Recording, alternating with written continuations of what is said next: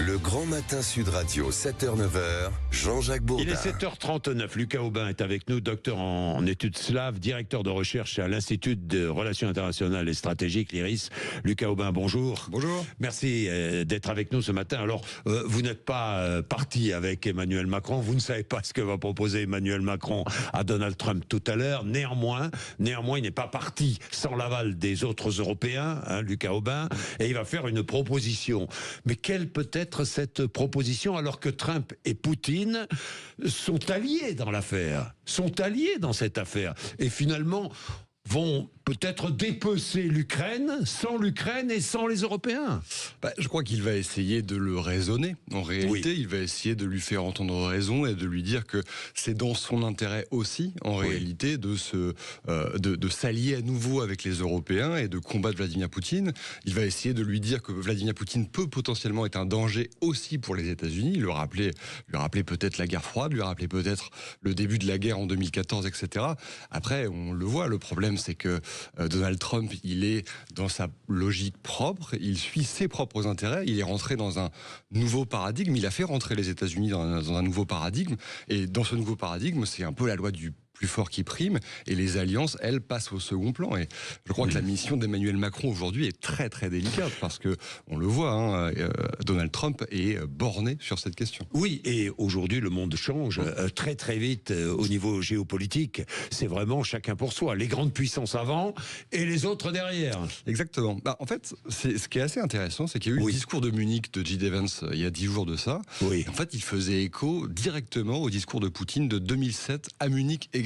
À l'époque, Poutine avait déjà dit « on veut un monde multipolaire, on ne veut pas un monde unipolaire avec les Américains en tête, etc. » Quelques dizaines d'années plus tard, enfin près de 20 ans plus tard, finalement, Donald Trump et les Américains suivent cette logique. Et donc aujourd'hui, on est dans un monde qui est de plus en plus morcelé. On est dans un monde multipolaire, et effectivement, les Occidentaux qui jusqu'alors étaient unis étaient un peu finalement un ovni dans cette histoire, où en fait c'était un peu la loi du plus fort qui régnait. Oui, on se croyait protégé, tranquille. Exactement.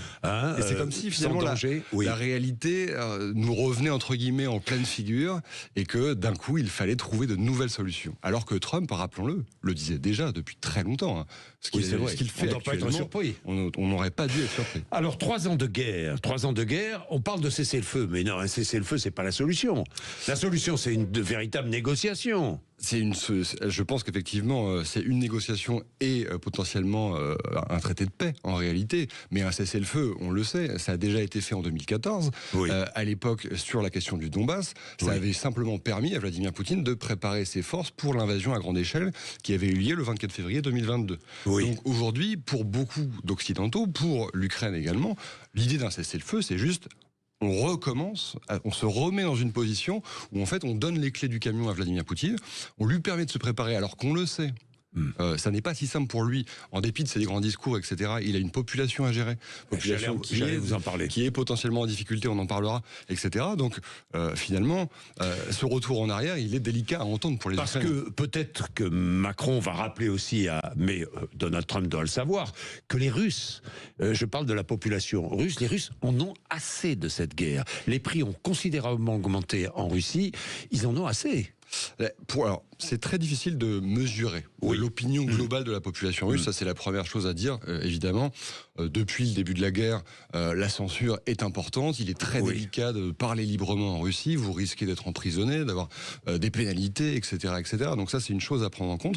Par contre, mes contacts en Russie, tout comme ceux de mes confrères et de mes consoeurs, disent la même chose. Les Russes sont en difficulté, les prix augmentent, leurs salaires, la plupart du temps, ont baissé en raison de l'inflation, etc. Et donc pour Vladimir Poutine, l'enjeu, c'est de donner des buts de guerre, de dire on a réussi à avoir ça, regardez, etc. Or, depuis quelques mois, finalement, l'armée russe avance, mais à tout petit pas. On est très loin d'avoir annexé complètement les 4 régions de l'est de l'Ukraine promises, et je pense notamment à la ville de Kherson, qui reste pour le moment ukrainienne à 100%, même si elle est bombardée tous les jours. Donc pour la population russe, il y a effectivement cette difficulté, et Vladimir Poutine le sait, et je pense que c'est aussi pour ça qu'il est finalement tombé directement dans les bras de Donald Trump quand il a proposé le cessez-le-feu, se disant « Ah, voilà un moment, une occasion de respirer ». Une occasion de respirer. Pour Trump, le calcul, c'est peut-être d'essayer de détacher Poutine de la Chine. Évidemment. Je crois que ça, c'est Oui. le rêve, entre guillemets, de Trump, c'est d'affaiblir la Chine par ricochet.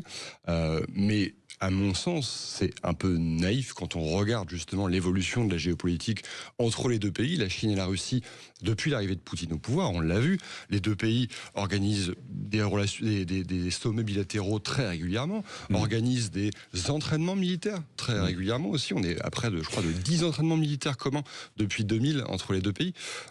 Évidemment, ça n'est pas aussi simple que ça, parce que le système poutinien se rapproche du système chinois, et Xi Jinping voit en Vladimir Poutine finalement une sorte de vassal assez facile à utiliser. Alors, assez facile à utiliser. Et pendant ce temps-là, Zelensky se bat pour essayer de faire encore exister l'Ukraine. Et les Européens, eux, pas encore totalement unis. J'ai vu quand même cette déclaration de Friedrich Merz, très intéressant, qui a gagné les élections en Allemagne. Ma priorité absolue sera de renforcer l'Europe le plus rapidement possible afin que nous obtenions peu à peu une véritable indépendance vis-à-vis des États-Unis. Venant d'un dirigeant allemand, c'est extrêmement nouveau. Je n'aurais jamais cru devoir dire cela lors d'une émission de télévision, a ajouté Friedrich Merz. Moi, ce que je trouve très frappant, à nouveau, mais c'est que tout ça n'est pas nouveau. En fait, c'est-à-dire que les États-Unis ont toujours un peu, entre guillemets, depuis Obama, joué solo. On se rappelle que pour la question syrienne, justement, Barack Obama avait lâché, entre guillemets, les Européens sur cette question. On le sait. Alors évidemment, Joe Biden suivait les intérêts européens, etc. Mais on savait que Donald Trump avait de fortes possibilités de revenir au pouvoir, et on savait que son programme, on connaissait la teneur de son programme. Donc aujourd'hui, on est surpris, certes, parce que c'est vrai que le discours de J.D. Vance, les discours de Donald Trump sont très virulents, etc. Néanmoins, il aurait fallu se préparer plus tôt. Après, il faut voir ça comme aussi une opportunité. Je crois qu'aujourd'hui, les Européens ont une chance finalement assez inédite à saisir, à savoir construire une défense européenne, une économie européenne, indépendamment des États-Unis, et finalement créer ce qui aurait dû être créé depuis très longtemps, à savoir un système qui fonctionne indépendamment des alliés outre-Atlantique. Merci beaucoup, Lucas Heubin. Est-ce que c'est possible? Je poserai la question. Et est-ce que c'est faisable? Je poserai la question. Par exemple, 200 milliards d'avoirs russes gelés. Mais pourquoi est-ce qu'on ne les a pas encore saisis, ces avoirs? Je poserai la question à Thierry Breton, qui sera mon invité tout à l'heure de 8h30 à 9h.